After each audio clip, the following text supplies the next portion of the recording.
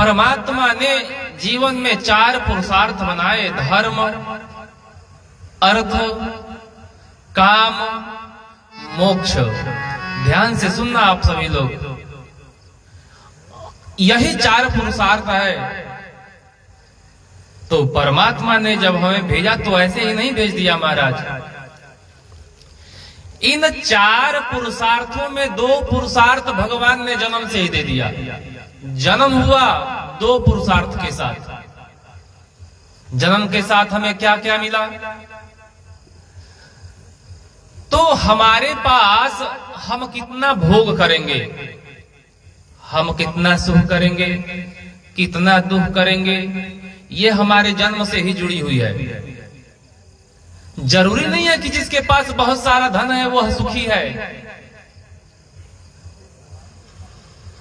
धन से सुख होने वाला नहीं है, वो तो हमारे कर्मों का ही प्रतिफल है।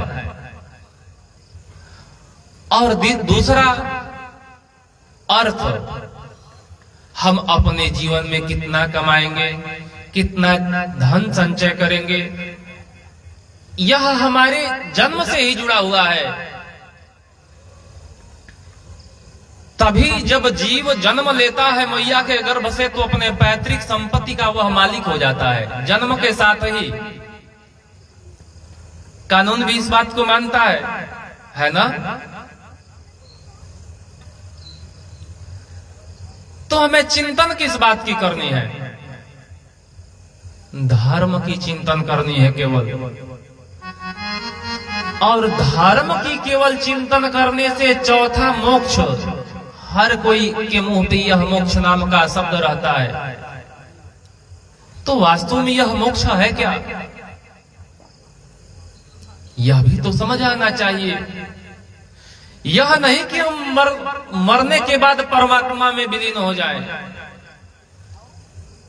जीते जी ही इस मोह का क्षय हो जाए, उसे ही मोक्ष कहते हैं।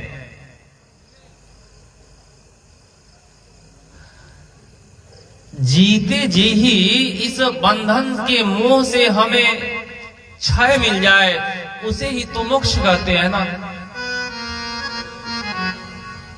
तो यह कैसे प्राप्त होगा? केवल परमात्मा की शरणागति से ही प्राप्त हो सकती है। राम नाम अवलंब बिनु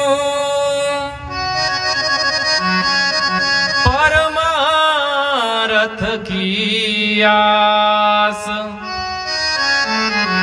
बरसत बारिद बूंद गही, चाहत चढ़न आकाश।